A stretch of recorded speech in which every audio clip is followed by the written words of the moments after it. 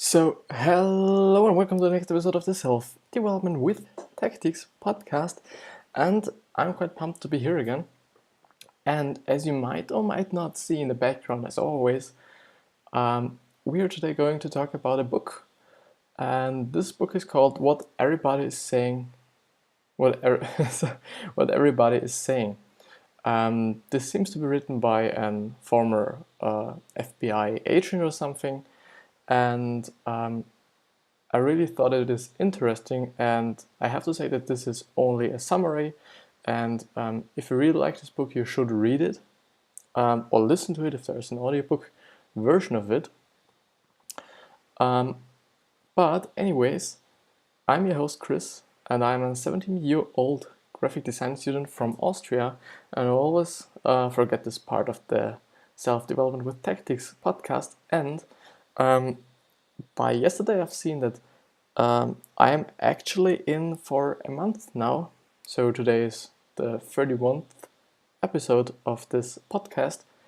And I hope over this time you got some value out of it. And today I know there will be a lot of value, and this might be split in several parts. Or, maybe I'll do something else the next episode, and after the next episode, so the next episode after the next episode, I'll do this again. I don't know. But let's see what he's writing. So I'm actually on a very, very good platform here. It's called deconstructionexcellence.com, and it is run by one person, as I know. And there are several good summaries of very also important books like How to Win Friends and Influence People by Dale Carnegie, a book that I really loved, and How to Grow Rich. No, Things to Grow Rich by Napoleon Hill, or something like this. So you know what book I mean. But let's see what he is writing in the first paragraph, which I this time will read because it seems to be important. Written by a former FBI counterintelligence officer who first became an expert in nonverbal communication as a non-English speaking child immigrant from Cuba to the US before using it to catch countless criminals.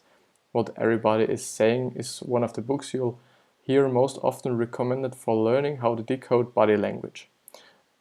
Expanding your ability to decode body language is an incredible important factor in your capacity to deduce motivations in others or establish trust with them. And perhaps more importantly, it is an invaluable skill to use certain body language yourself to do things such as communicate authority or feel more confident. As you read through the summary, it is often helpful to act out the body language yourself, both to understand exactly what it is and recognize it in others, and to give yourself a mental note so that you can identify when you unconsciously exhibit it yourself. I think that's a good point of him just pointing out this, because I think you really get a connection through trying it yourself and experimenting with it with what there is in the text. And I think we'll go straight. So there's a little bit of foretext for the actual tips, I think, but I'll go through everything because it's important. So point 1 and 2, mastering the secrets of nonverbal communication and living your own Libic legacy. The author repeats the often quoted statistic that nonverbal behavior is 60 to 65% of all communication. He explains why this is through a concept known as triune brain theory, which classifies our mind into the three areas of the reptilian brain, which is the stem, mammalian brain, limbic, and human brain, neocortex, or neocortex. While the classification is not technically accurate, it is useful in conceptualizing how your mind controls our actions. This book is primarily concerned with the mammalian brain, which controls most expression of our non-verbal behavior. The key here is to understand that everything we do, even the most seemingly insignificant scratch or lean, is directed by some portion of the brain. By observing these behaviors, we can learn to interpret what the mammalian brain is communicating. The communication of the limbic system are extremely reliable because they operate outside of our conscious thought, showing our true response to our environment. In fact, there are only three responses to distress or threats that humans have. The first one is freeze, the second one is flight, and the third one is fight. I already knew about the flight and fight system, which I always just imagine, like, the really first people go through, I don't know, a forest or just some kind of landscape, and a tiger appears. And there are two options they can take. The first one is run away, which seems to be a good one, and the second one is fight. And this would be a good one if you just are multiple people, and so it's logical. And freeze, I think it's not something that's permanent, but temporary. It's a temporarily or temporal. So it's the opposite of permanent. Because I think even though animals have these abilities, used with quotation marks for the audio listeners, for us, I guess it's just not temporal. It's just not permanent. We express these responses differently than our hunter-gatherer ancestors. But the way our brain reacts has not changed. Examples of the freeze response: someone being chatist while become very silent. Someone being chastist will become very still. Someone being interviewed will often exhibit shallow breathing. Shoplifters will subconsciously try to hide their physical presence by keeping their arms close by their side and hunching slightly. Examples of the flight response: distancing nonverbal behaviors, leaning away from the table, placing an object on your lap, turning your feet toward the nearest exit, closing or rubbing your eyes, putting your hand on your face, for flight, which is, go away. And I think it's just a little bit logical that you point your feet towards the nearest exit. But it's all the time, also in terms of marketing, I see that these are just very common things, but you just do not think about as this. And so it's very interesting. And the third one, the fight response, puffing out your chest, violating personal space, and aggressive posture. And these three types of limbic responses are often followed by pacifying behaviors, which are representative of the brain directing the body to provide comforting actions in order to calm down and restore normal conditions. By observing these pacifying behaviors, you can detect when someone has reacted negatively to some situation, perhaps something you have said or done. Examples of pacifying behaviors: covering the neck, such as playing with a necklace or adjusting a tie. These limbic responses, so fight, flight, and or freeze, are the first step, and then the pacifying behaviors appear, which is the first one, covering the neck, such as playing with a necklace or adjusting a tie. The third one, rubbing your forehead, touching or rubbing your neck, touching or rubbing your cheek, exhaling with your cheeks puffed out.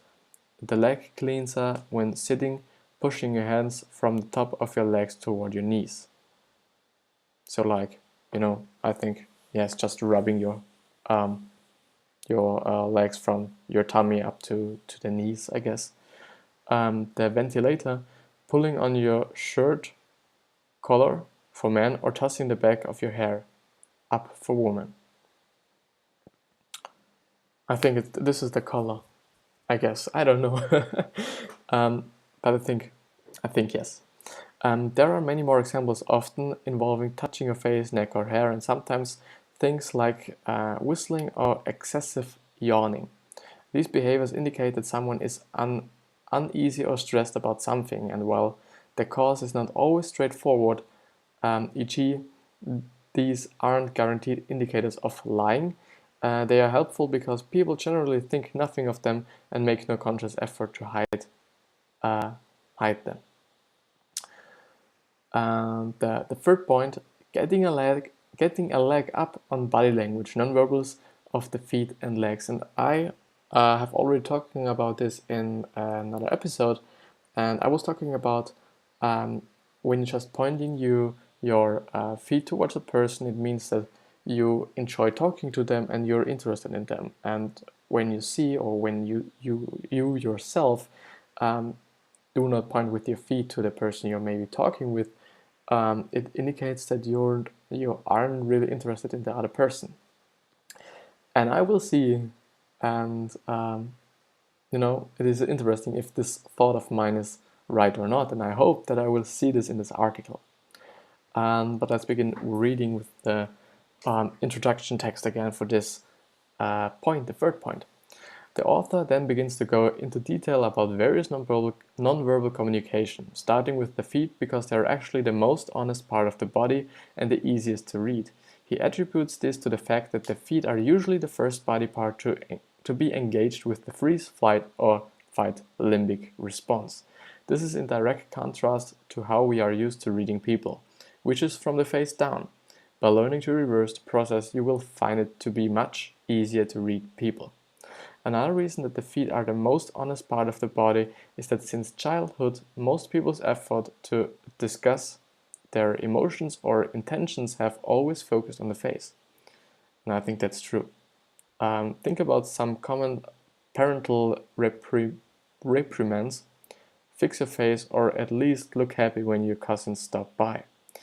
Most people have given comparatively little attention from their neocortex to their feet. And I think that's actually true. Most of the time you're just thinking about your face, just being like, if you do not really want to smile, you're like, yeah, smile a little bit, only a little bit. And but the thing is, because most of the people just are used to focusing on faces, I think there is, nothing bad about it, because nobody will care if your feet are maybe pointing to them or not, because they don't know. But let's see what the first point is, and that's the happy feet. Bouncing or wiggling your feet often indicates excitement or satisfaction. Be careful though, this behavior can also communicate impatience. Like most nonverbal signs, you must understand the behavior in its context.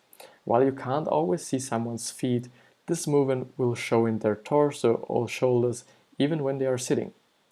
So bouncing or wiggling your feet. So bouncing, I think like this. I don't know if it's in terms of sitting, but if you just contract your calves by pushing up your leg, I think this is meant by it. Actually, and I was just thinking about it, hopefully there are actual pictures in the book to show the right movement, which would be very interesting. But let's see what the second point is. Feet shifting direction. You will often find yourself turning your feet away from things you don't want or like.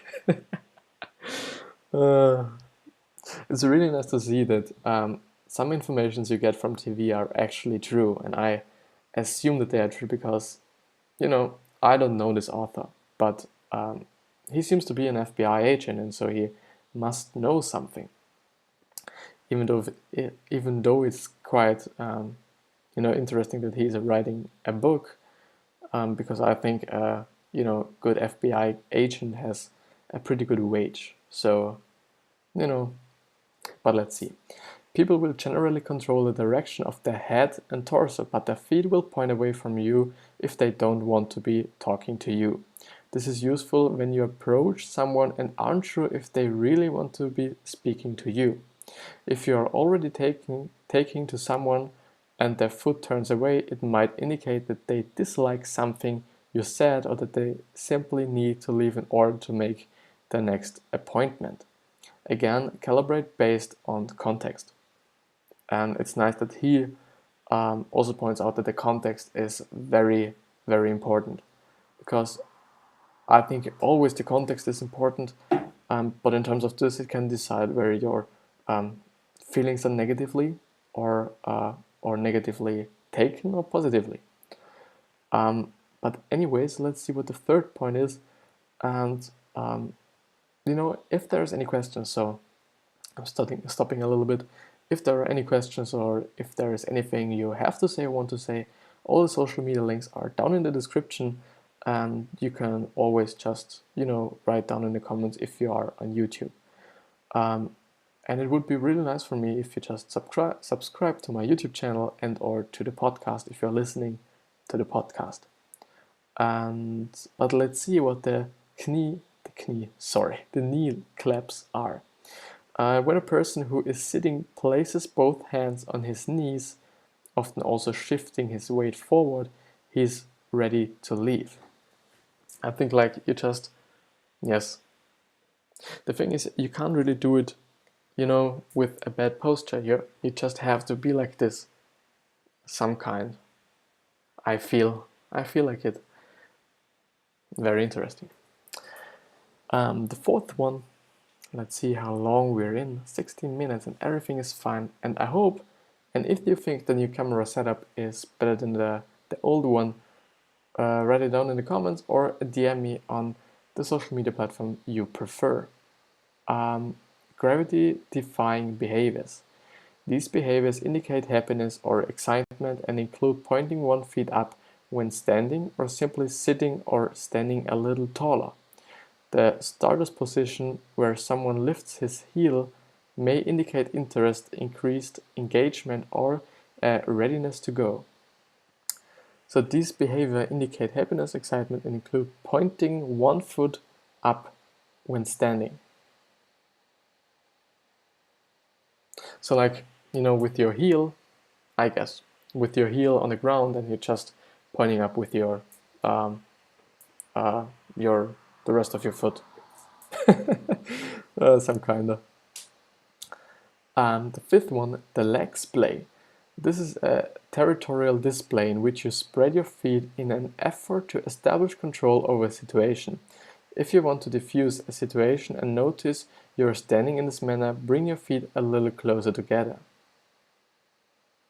With your feet spread widely, you just take up a little bit more room, and I think this is just a little bit of indicator of the fight, because you just seem to be a little bit bigger and or broader, whatever you are. And yes. The sixth one, standing leg cross. The direct contrast to the leg splay is crossing your ankles when standing. This indicates that you are very comfortable, anticipating no need to freeze or run, which would require the balance of 2 feet on the ground. Crossing your legs when standing is a great way to put someone else at ease. Interestingly, people will usually cross the legs so they tilt in the direction of the person who they like the most or who makes them the most comfortable. Now I think that's a really nice one, because often in school, if you're just having a presentation, all your teachers are telling you that you should really be standing with both of your feet on the ground, and with a little bit of wider, or spread your feet a little bit more apart. And as you can see, not all the things you get teach in school are right. Because I just have to say that yes, it seems to be a little bit unstable, and that's right, and it might not be that we aren't all used to standing like this while making a presentation or giving a presentation, and so I think that's the only reason why it would be a problem for you, because nobody is really used to it. If we all were doing this, nobody would care. But it isn't like this, and so we're heading to the 7th point before, I lose a lot more time. And the seated foot movement, this is the position of the flight response and basically communicates, notice me. The example the author uses is of a woman dangling or otherwise playing with her shoe. Oh, okay. The 8th one, seated leg cross. The direction of the leg cross often indicates if a person likes you or what you're saying. If the inside of the knee is facing you, it's probably probable they like you or what you're saying. If the inside of the knee is facing away, they might not. So you have to just check it out. And if you have the time and the possibility, you should also check it out. The inside of the knee. Crossed legs. If the inside of the knee is facing you. Oh, I see. So, like the inside of your body. I get it. So I'll just explain it if there's some, I can read it and you may not be reading it. If you use your right leg, then the inside of your leg shows to the left. And if you use your left leg, the inside of your leg shows to the right. Or the inside of your knee. Whatever you take. And let's see what the 9th one is saying. Proximity, also falling under the category of non-verbal foot and leg communication, is the distance that people keep between each other. Everyone has his or her own comfortable level of personal space, but when someone steps closer or further away, it gives you a clue about their feelings. I think it's also in terms of fight and flight, if you're near to someone, the chance that that they attack you is much higher, or it's more dangerous. And I think it's also in terms of I need a word.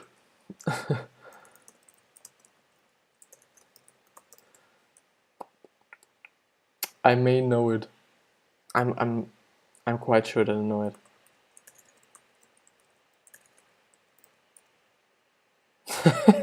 That you trust somebody. Oh my god. Just, I know such complicated words, but trust? Shame of me. Let's see. The personal space thing, we have done it already.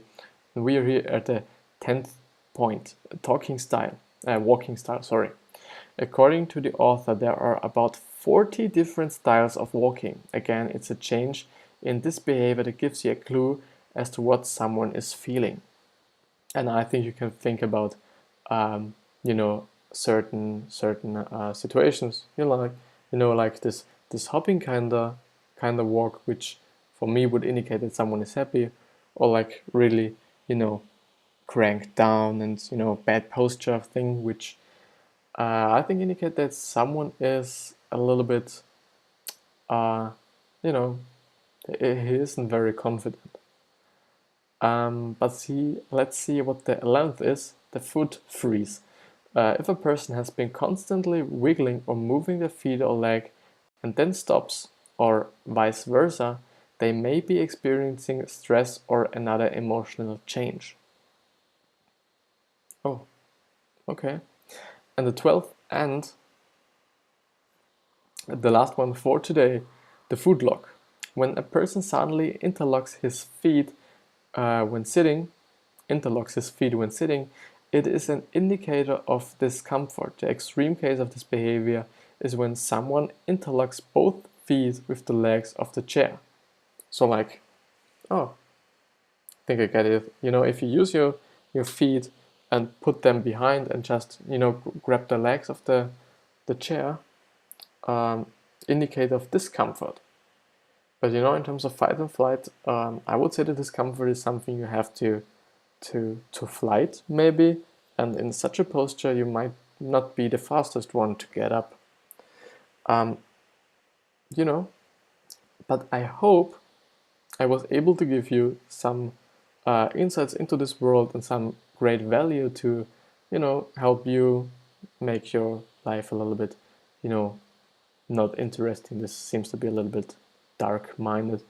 But you can look at it and see what people are feeling, and maybe you can use it for your next, next job interview, or your next presentation, or your next business meeting or something, that you use it for yourself to be more confident, or seem more confident, and seem more interested in the other person as well. And with this being said, I hope that you get some value out of this episode. And if there's anything, just use the social media links in the description, and subscribe to the podcast, and subscribe to the YouTube channel if you want to. And for this, I'll say goodbye, and I wish you a great day. Thank you. Stop recording.